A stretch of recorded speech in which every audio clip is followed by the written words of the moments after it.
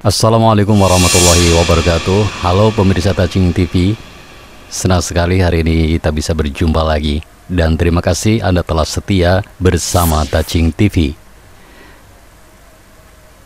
Sebelum kami memaparkan tentang Nyai Rambut Kasih, Ratu Majalengka yang cantik jelita ini, alangkah indahnya jika kalian mendukung channel kami dengan cara klik tombol subscribe dan tombol lonceng, agar Anda mendapatkan notifikasi video terbaru dari kami secara gratis. Terima kasih untuk Anda yang sudah klik tombol subscribe dan tombol lonceng. Yuk kita simak penjelasan tentang Nyai Rambut Kasih, Ratu Majalengka nan cantik jelita.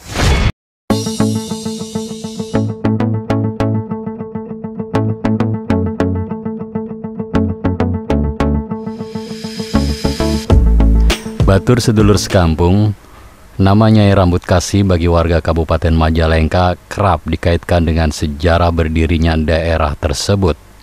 Ratu Ayu Panvidagan, begitulah nama asli Nyai Rambut Kasih. Dia adalah seorang Ratu Majalengka yang cantik rupawan. Sang ratu pun kerap mengurai rambut panjangnya dalam kesehariannya. Bahkan berdasarkan cerita, kecantikan sang ratu tidak ada bandingannya pada zamannya. Tak hanya cantik, dia pun memiliki kesaktian yang sangat luar biasa, sehingga tidak ada seorang pun yang sanggup menatap kemolekan wajah Nyai Rambut Kasih. Kerajaan yang menjadi pemerintahannya saat itu bernama Sindang Kasih. Konon, kerajaan Sindang Kasih terkenal dengan buah yang bisa menyembuhkan berbagai macam penyakit. Nama buah itu bernama buah maja. Nyai Rambut Kasih juga dikenal sebagai sosok ratu yang memerintah negerinya dengan penuh cinta, aman, damai, dan mensejahterakan kehidupan rakyatnya dengan ketulusan tanpa kepentingan apapun. Ratu Nyai Rambut Kasih konon kabarnya masih keturunan Prabu Siliwangi, Raja Pajajaran yang terkenal di Tatar Sunda. Nyai Rambut Kasih masih bersaudara dengan Rara Santang, Kian Santang, dan Walang Sungsang. Menurut cerita rakyat, awal mula Nyai Rambut Kasih datang ke Majalengka bermula hendak menemui saudaranya di daerah Talaga. Saudaranya bernama Raden Munding Sariageng, suami dari Ratu Mayang Karuna yang waktu itu memerintah di kerajaan Talaga Manggung. Di perbatasan Majalengka, tepatnya di Talaga, Nyai Rambut Kasih mendengar jika saudaranya sudah masuk ke Islam, sehingga dia mengurungkan niatnya menemui saudaranya itu.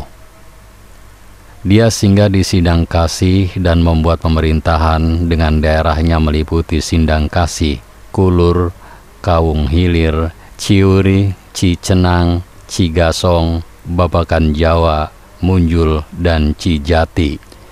Pada masa pemerintahannya di wilayah Cirebon Tengah dilanda penyakit yang tidak ada obatnya. Sunan Gunung Jati saat itu berusaha untuk bisa mengobati penyakit yang diderita rakyatnya, namun hasilnya nihil. Kemudian Sunan Gunung Jati berdoa kepada Allah agar bisa menemukan obat tersebut. Dalam doa itu, Sunan Gunung Jati mendapatkan petunjuk bahwa obat untuk mengobati rakyatnya terdapat di kerajaan Sindang Kasih berupa pohon maja. Kemudian Kanjeng Sunan memerintahkan putranya Pangeran Muhammad bersama istrinya Siti Amila bersama sebagian prajuritnya menemui penguasa di kerajaan Sindang Kasih yang tidak lain adalah Nyai Rambut Kasih. Di samping itu, Pangeran Muhammad diperintahkan pula agar menyebarkan agama Islam di wilayah tersebut, yang kala itu banyak beragama Hindu. Dalam pengembaraannya, Pangeran Muhammad bersama istrinya Siti Armila mendapatkan respon positif dari rakyat Sindang Kasih. Hal itu ditandai dengan banyaknya rakyat yang memeluk agama Islam. Kabar itu terdengar oleh sang ratu dan membuatnya murka. Kemudian sang ratu memerintahkan prajuritnya untuk mengungkap kebenaran berita tersebut. Ternyata setelah diselidiki kabar itu memang benar adanya. Akan tetapi Nyai Rambut Kasih saat mengetahui sosok Pangeran Muhammad adalah sosok yang tampan, dia pun tak bisa mengelak akan ketampanannya dan langsung terpana, hingga akhirnya sang ratu jatuh cinta. Singkat cerita, Pangeran Muhammad kemudian datang menghadap ke kerajaan Sindang Kasih dan bertemu dengan Nyai Rambut Kasih. Dia mengutarakan maksudnya, yakni meminta buah maja dan mengajak memeluk agama Islam.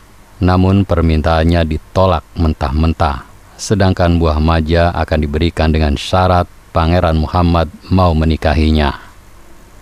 Kemudian Pangeran Muhammad menyanggupi persyaratan itu, asalkan Nyai Rambut Kasih mau memeluk agama Islam.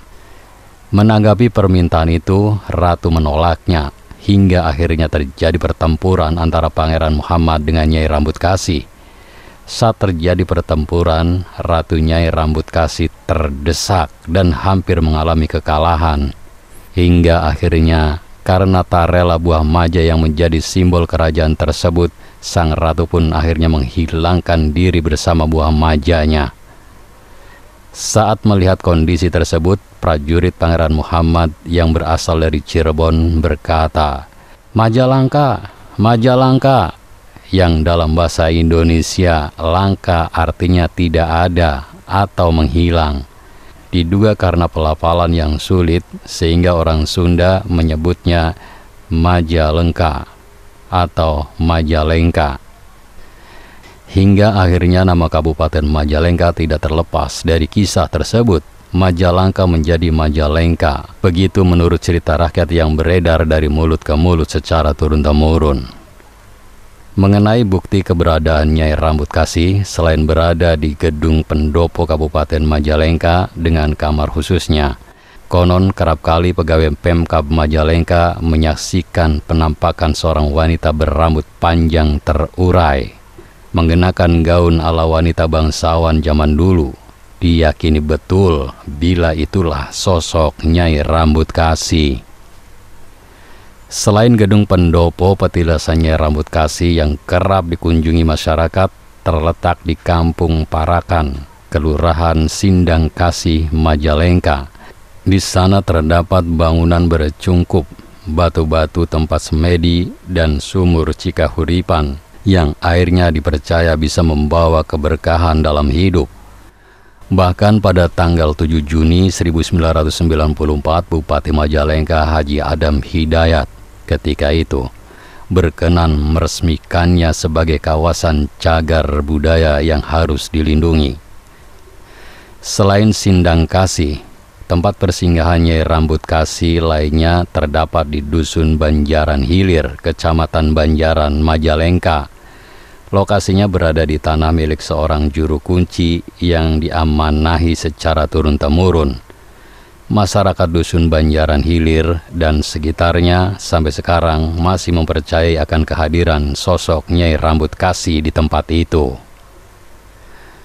Bila ada warga yang hendak menggelar pesta pernikahan atau hitanan, sudah menjadi keharusan untuk terlebih dahulu melakukan ziarah dan berkirim doa kepada Nyai Rambut Kasih. Dan apabila di dalam pesta digelar pula hiburan jaipongan, maka sinden harus melantunkan tembang Sunda kesukaan Nyai Rambut Kasih seperti Kembang Berem, Engko, dan Salisi. Konon, bila sinden tidak menembangkan lagu itu, maka akan ada keluarga empunya hajat yang kesurupan. Wallahu a'lam. Menurut Kepala Dinas Kebudayaan Pemuda dan Pariwisata Kabupaten Majalengka, Ahmad Susanto, berdasarkan sejarah petilasan Nyai Rambut Kasih yang berada di atas bukit memiliki nilai historis yang luar biasa. Ratu Nyai Rambut Kasih merupakan ratu yang adil dan bijaksana.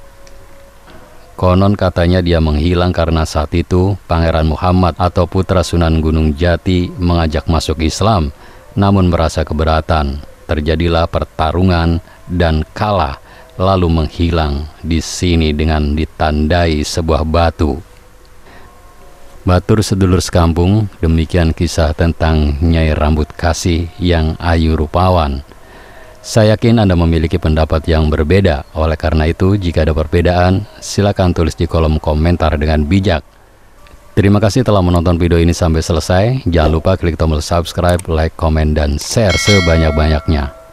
Ingat, tetap menduluran aja pada tukaran. Wassalamualaikum warahmatullahi wabarakatuh.